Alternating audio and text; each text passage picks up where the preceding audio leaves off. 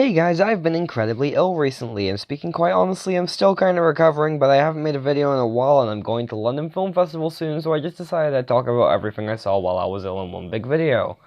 The first film I want to talk about is Hustlers, and it was good.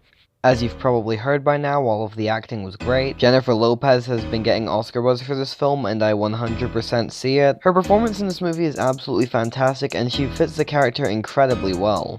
Believe it or not, Cardi B did a pretty great job as well. I understand everyone had their doubts about her in this movie, but she really pulls off the role, and it's not just because she has experience with strip clubs. Personally, however, my favorite performance came from Lily Reinhart. Just trust me when I say her performance is easily going to be one of the most underrated of the year. The script was fantastic, especially when it came to the dialogue and the character work. The film was very well shot. I enjoyed the pacing throughout most of the movie, although admittedly I feel like it started a bit too quickly, if that makes sense. I feel like they could have spent a little more time on the section of the film that prefaces Destiny and Ramona meeting, but at the same time I wasn't really annoyed at it or anything. And I'd rather they present it like they did present it than they take way too long and drag it out. Yeah, that part could have been done much better, but at the same time I'm glad it wasn't done much worse. I enjoyed the costume and production design of the movie. One of my favorite aspects to this movie is how it uses music to emphasize setting. This film could have taken the easy route out and just used generic strip club songs. They also could have just went, oh, we have some singers in the cast, we'll just have them do all the music. So the fact that they actually went out of their way to find accurate songs for the time period shows a lot of effort and care. Although admittedly the film does lose points for just having Birthday Cake in it. You could have chosen any other song from 2012, why would you choose Birthday Cake? The story was very well told, although I do feel like the movie ended too cleanly. However, the film does feature some truly spectacular sequences, and I wasn't bored at any point. It's overall a very good film, and if you haven't seen it already, which you probably have, let's be honest, then you should. It's very good, I'd recommend it. I don't really have much more to say about it, but just trust me when I say that this is a film you should be watching. And I'm giving Hustlers an 8 out of 10. The next movie I saw was The Farewell, which was incredible. I'm going to try and keep this one fairly brief because I know most of you have seen this film already since it got a much earlier release in most countries than it did over here in the UK. And honestly, my advice to those of you who haven't seen it is less to tell you why you should see it and more to just flat out tell you you should see it. But this is a review, so I'm going to talk about this film regardless. All of the acting was some of the best I've seen all year. Awkwafina and Shenzhen Zhao both at the very least deserve multiple award nominations, if not multiple awards. The script was stellar, the music was great and never felt inappropriately used or overbearing, the cinematography was beautiful and the film was well edited, the costume and production design was great. I especially love how this movie uses its tone. The film is both effective at humor and very emotional scenes. The film was very well paced. My only real issues with this film were some bad CGI birds and one obviously lip-synced opera performance.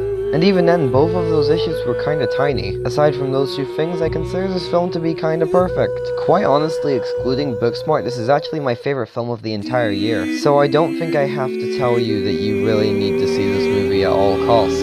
Check this one out if you haven't already, although you most likely have, and I cannot wait to see it again. And I'm giving The Farewell a 10 out of 10. The next movie I want to talk about is Ad Astra, which was good.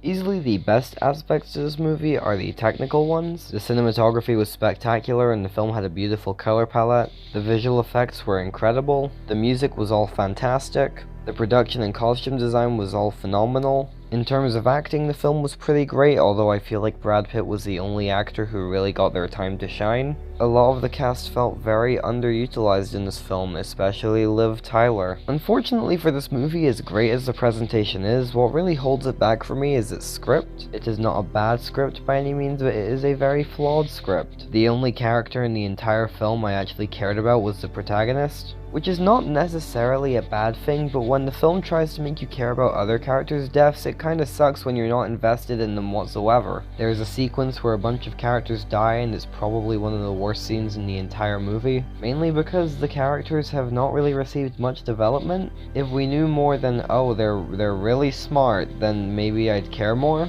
Although to be fair, their deaths were pretty comical, so I don't think it would have helped that much. It's really hard to care about a story where only one of the characters is remotely interesting or developed. The film also really struggled with balancing tone. I already mentioned some pretty comical deaths, but Jesus Christ, do the action scenes in this movie ever feel unfitting at points? I mean, yeah, some of them were done very well, and some of them fit very well, but whenever they did not fit, it felt like they only existed to pad the runtime. There's a distress call scene in the movie, and it is horrifically out of place while also being a missed opportunity for something actually cool or tense to happen. And my other big issue with the script is how it's paced. Towards the end, the film kinda begins to drag along and it just gets a bit dull. I mean, it wasn't outright boring, and there were definitely duller films I'll talk about in this video, but I feel like it could have been quickened up a little bit. All in all though, I did like this movie. It is a film that has gotten better the more I've thought about it, and I definitely would recommend it. I don't know if I'll ever return to it, but most people do seem to really love it, so maybe you will too. And I'm giving Ad Astra a 7 out of 10. I gave it a 6 when I first saw it, but I think it's closer to a 7, so I'm giving it a 7. It's definitely not an 8. I don't think it's a 6. I think I'm going with a 7 for this one.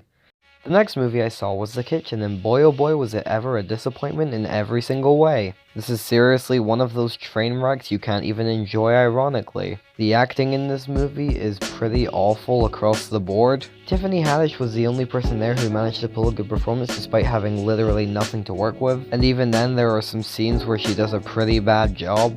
Melissa McCarthy, despite having proven her drama acting chops, just flat out sucks in this movie. And Elizabeth Moss is pretty awful in this film as well. I've seen people tear this movie to shreds and still compliment her performance, and I just don't get what they're seeing. Because Moss's acting in this movie is so exaggerated that I struggled to take her seriously whatsoever. The cinematography was boring aside from maybe a couple of well-framed overhead shots. But that being said, there is an exhausting amount of drone shots that only exist to pad the already far too long movie out even further. Because only the best movies have those shots. As you can guess, this film is painfully poorly paced. It's just a bunch of uninteresting characters spouting uninteresting dialogue for an hour and 40 minutes. The characters in this movie are so uninteresting I cannot remember a single one of their names. The characters in this movie are constantly talking about doing things, but it is a rarity that anything ever fucking happens in this movie. Quite honestly, this is one of the dullest and most painfully boring films I have seen all throughout 2019. And on top of that, the dialogue scenes are even more padded out due to the shitty line delivery found throughout this entire movie. There are scenes in this movie where the characters are very clearly meant to be interrupting each other, but they always let each other finish their sentences. These are the types of problems you'd find in a primary school play, not a professional movie. Seriously, the directing in this movie is fucking infuriating to watch. And the story is not interesting enough or well written enough to justify it at all. The film is filled to the brim with cliches, the musical score sucked, and the pre-existing songs did not fit at all. All of the action in the movie was fucking abysmal. The editing was bad, the sets were not interesting, the film often looked very cheap. I mean, yeah, Tiffany Haddish is good in the film, there's a couple of nice shots, and the costume design was fine, I guess. But this is honestly one of the most insufferable movies I have seen all year. It's just an awful movie in nearly every single way, and you shouldn't see it. Avoid this one at all costs because it was not remotely entertaining. And I'm giving The Kitchen a 2 out of 10. Next film I want to talk about is Judy, which was decent, I guess. This movie is very well acted, pretty well shot, it has a good musical score, the production and costume design and the hair and makeup were all fantastic, the songs themselves were all great as expected, there were some very well executed sequences, especially the movie's climax and its flashbacks. Some of the choices made on how to present certain aspects of the story were very well thought out, the dialogue was very well written. Unfortunately, this film is not very captivating and it doesn't really do anything new. The story and its structure is pretty much the same as the average musical biopic. I kind of find it hard to get invested in a story where everything is so run-of-the-mill.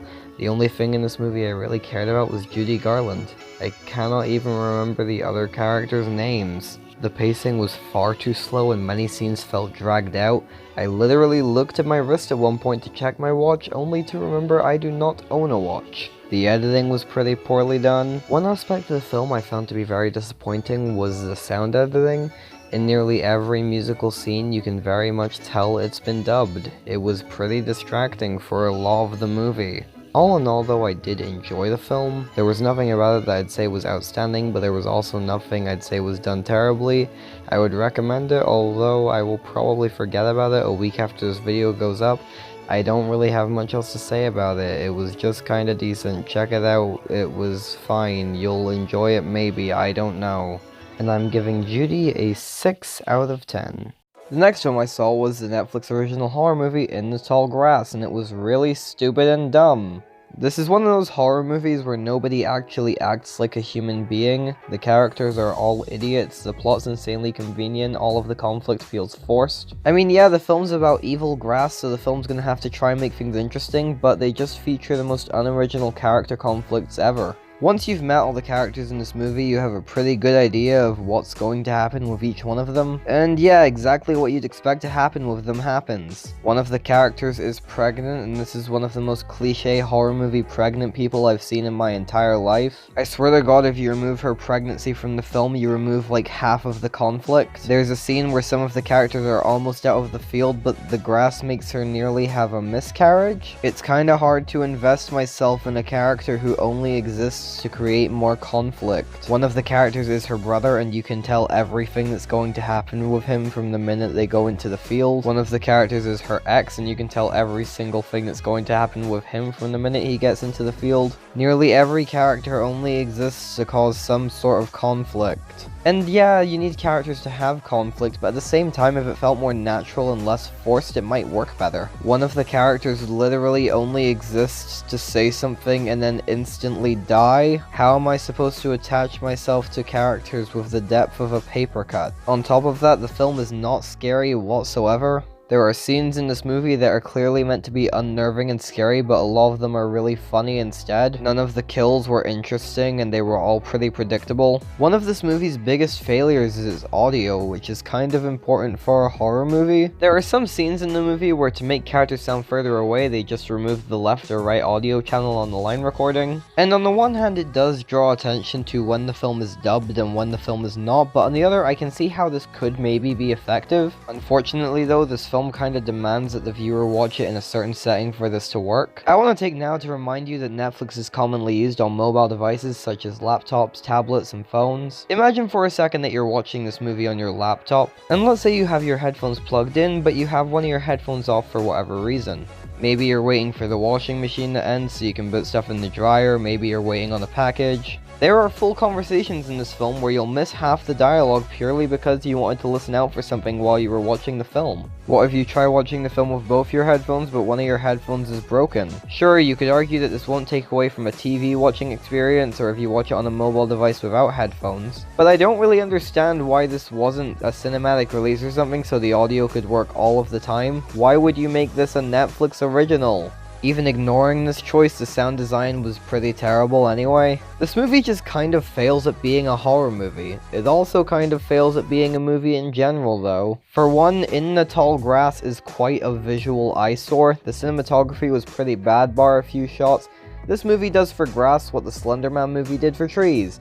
That being, have long shots on them to try and make them seem creepy and distract you from how little the film actually has to offer. The framing was either really bland or trying way too hard to be really cool. On top of that, the grass is largely CGI and the CGI looks like shit. The CGI in general is just atrocious. I am baffled as to why they didn't just use real grass. There's a lot of awful color grading as well. All that combined with the often terrible lighting, and this movie is quite the visual pile of garbage. The acting was decent enough, although nobody did anything great. However, everyone was pretty fantastic in comparison whenever Patrick Wilson was on screen. Jesus Christ, is he ever terrible in this movie. He spends the whole film just doing a crappy Matthew McConaughey impression, and unfortunately he gets quite a lot of screen time. The musical score was one of the worst I've heard in a long time. The editing was obnoxious, the film was horrifically paced. All in all, there are some funny scenes, but this movie just isn't very good and I wouldn't really recommend it. There are much better movies you could be watching on Netflix right now, and while this isn't the worst Netflix film I saw while I was ill, it's still pretty bad and you shouldn't watch it. And I'm giving In the Tall Grass a 2 out of 10. The next movie I want to talk about is Joker, which was kind of underwhelming. It wasn't bad or anything, but I was a bit disappointed in how much better it could have been. Easily my favorite aspect of this movie is its presentation. The cinematography is absolutely fantastic, it's very well edited, the set and costume design was all great, all of the settings felt very real, all of the acting was great as expected, and Joaquin Phoenix really pulled off this role. And before anyone starts comparing, yes, he is not as good as Heath Ledger, but to be fair, he did not need to be as good as Heath Ledger. This is a very different type of movie from The Dark Knight, and it needed a very different type of performance, and in my opinion, Phoenix fit the role very well. His performance is easily the best in the entire movie, although that's not from a lack of trying on the rest of the cast part. Every performance in this movie is great, and another standout to me would be Zazie Beetz. There's some interesting directions taken with her character, and I'm glad that she managed to pull it off so well. The musical score was great, the violence was very well executed. All in all, if I was rating this movie purely off its presentation, it would be getting a much higher score than it is getting. But unfortunately for this film, the script seriously holds it back. And that's not even to call the script bad, because it's not. The character writing was great, there were some very well written scenes, there was some great dialogue. Unfortunately, there were also some really poorly written scenes, some aspects that were not very consistent, some bad dialogue, and some scenes that were flat out unnecessary. A lot of what happens in this movie is insanely predictable. One of the absolute worst aspects to this movie is the lack of confidence in the understanding of its audience. There are scenes where something is clearly established, but the film feels the need to explain it anyway. I always find it annoying when a film decides it needs to dumb things down for the audience, and it's no different here. Another aspect of this movie I did not enjoy was the pacing. I'm all for a good slow burn movie, but this film feels way too long, especially with the amount of things in the film that are completely unnecessary. At one point, someone on my screening turned on their phone to check the time, and I found out we had an hour left of the movie, and that really annoyed me because I thought we were an hour and a half into this 2-hour movie. Seriously, if your 2-hour character study feels padded and dragged out, then you are doing something wrong. My other major gripe with Joker is its tone. There are scenes in this movie that are meant to be very unnerving and creepy, and they're really not. I understand fear is subjective, but I don't really see how anyone was shocked or disturbed by this movie. There are a few scenes in the film that feel inappropriately comical. Some of these scenes just had very out-of-place humor, some of these scenes were very unintentionally funny. There are a few scenes in particular that feel like they would work better if they were going for comedy. That being said, these particular scenes are neither funny nor do they get the desired effect. They just felt like they needed a more balanced tone that this movie failed to offer. Overall though, I did not dislike this movie. I understand why some people love it and I understand why some people hate it, but personally I just have mixed feelings on it. I do wish I either liked this movie more or disliked this movie more, but as for me, I just think it's kinda decent. I definitely recommend this movie, but I'm definitely never gonna watch it again. And honestly, why would I watch this movie again when Midsommar gets all the same things right and gets the things this film got wrong right? I'll definitely be rewatching that soon, but as for Joker, I cannot say the same. And I'm giving Joker a 6 out of 10. And finally, I saw The Day Shall Come, and it was good. Easily the best part of this movie is its script. Quite honestly, this is one of my favorite screenplays of the entire year. The characters were all very well written and developed, and I found myself invested in what was going on with them. The dialogue was fantastic, the jokes were pretty hilarious. I really enjoyed the film's personality and tone. Nothing ever felt unnecessary in terms of the writing. All of the themes were handled very well. It's just an incredible script overall. All of the acting was great, and Marchant Davis did a particularly fantastic job. I can't wait to see him in more movies because he did an incredible job here. Anna Kendrick was also pretty great as expected. All in all, every performance in the movie is pretty fantastic. I loved the production and costume design. I enjoyed how the movie knew when not to use a musical score. The musical score itself was nothing special, but the fact that the film didn't overly rely on it was very respectable and mature. Unfortunately, what really holds this movie back for me is its presentation. The cinematography was fairly bland for the most part. There were a couple of nice shots sprinkled in throughout the film, but about half the movie was just very boringly shot. And I probably wouldn't have even picked up on this half if the other half's cinematography was not so showy in a sense. There are lots of scenes that have zooms onto characters' faces to show how they're reacting to a situation to emphasize the comedy. There were some cases where this made the scene funnier, but in a lot of cases it felt like they didn't have enough faith in the script and actors. It didn't ruin the joke or anything, but it very much annoyed me that they felt they had to rely on this crutch that they really didn't need to. And even then, since it doesn't work so often and it's kind of distracting, it just draws attention to how bland the cinematography is outside of these scenes and a few nice shots. I don't understand how you can make passable, mediocre cinematography so distracting. To be fair, this is the only film I've seen from director Christopher Morris, so maybe it's a stylistic choice that carries through all his movies, but either way, I just found it to kind of take away from the immersion. On top of all my issues with the cinematography, I feel like the film would have majorly benefited from being less handheld. Easily the best visuals in the film are whenever the camera is not moving. I don't know who decided this needed to be filmed like a sitcom, but this did not need to be filmed like a sitcom. For most of the movie, the audio was fine, but Jesus Christ is the opening scene in this movie horrifically mixed. There are like 3 different audio tracks playing at once and it sounds horrific. Each of them constantly overtake each other in volume. It was so unbearably distracting, you have no idea. There are overall plenty of scenes in the film where it's just clear that the presentation could have used so much more work. It's obvious from the parts of this movie that I have complimented, and even things like the title card, that this movie wants to have an interesting style, and I really wish it could commit to that in terms of the visuals, but it just doesn't. There were so many untapped and missed opportunities in the presentation of this movie that it's kind of annoying. I understand that there is more to a movie than its presentation, but with better presentation, this film could have been a masterpiece. Anyways, I'm gonna stop ragging on this film now, because it's still a very good movie. This is definitely one of those movies I would not call great, but I love anyway. And all issues aside, the script and performances are definitely reason enough to check it out. See this as soon as you get the chance, because even if it isn't the best movie of the year, it is easily one of 2019's must-sees. And I'm giving The Day Shall Come a 7 or 8 out of 10. I'm giving it a 7 for now, but I might bump it up to an 8 on rewatch. Either way, it's really good and you should go see it. Hey guys, I just figured I'd let you know what was going on for the rest of October since I've been away for so goddamn long. Obviously, as you know already, there will be a seasonal ranking this month because it's the middle month of a season, and as I already mentioned in the intro, I will be attending London Film Festival. I'm only there for the last 3 days of the festival, but I'm going to be seeing 8 different movies. Another thing that I should note I'm going to be doing is obviously the usual film review shtick. However, I want to quickly note that some reviews will be out a little later than release. Because of when I'm going to the festival, I won't be seeing Gemini Man until I get back. The same goes for Abominable, although I still don't know if I'm even going to see that in theaters. My other October reviews will not be affected by this, but those 2 definitely will, so I figured I'd mention it. I'm going to try and do another monthly commentary live stream, although that's just if I have time, considering I'm pretty busy outside of YouTube as well. It will most likely happen, but I'm not going to make any promises. And you should probably keep an eye on my Twitter to A, know if it's happening, and B, what film it will be if it's happening. Because it's the spooky month of October, I have a few horror videos I want to try and get out, and I'm actually going to try and start work on Krampus Part 3. I know it's basically the Kanye West album of YouTube videos at this point, but I swear it's coming at some point. I would have had it done by now if I didn't have to copyright proof the Cave 12 video to hell, and also if me being ill didn't heavily affect my voice as much as it did. Knowing me, there will probably be some other content up during this month. Either way, now you at least have some sort of expectation of, well, what to expect. Sorry I've been gone for so long, but I kinda had to take rest for my health. But hey, I'm back and I'm happy to get things back on track. So stay tuned for whatever the hell happens for the rest of this month, and hopefully you enjoy it. That's the end of this video. Like, share, subscribe. I'm bad at outros, and I'll see you in whatever I do next.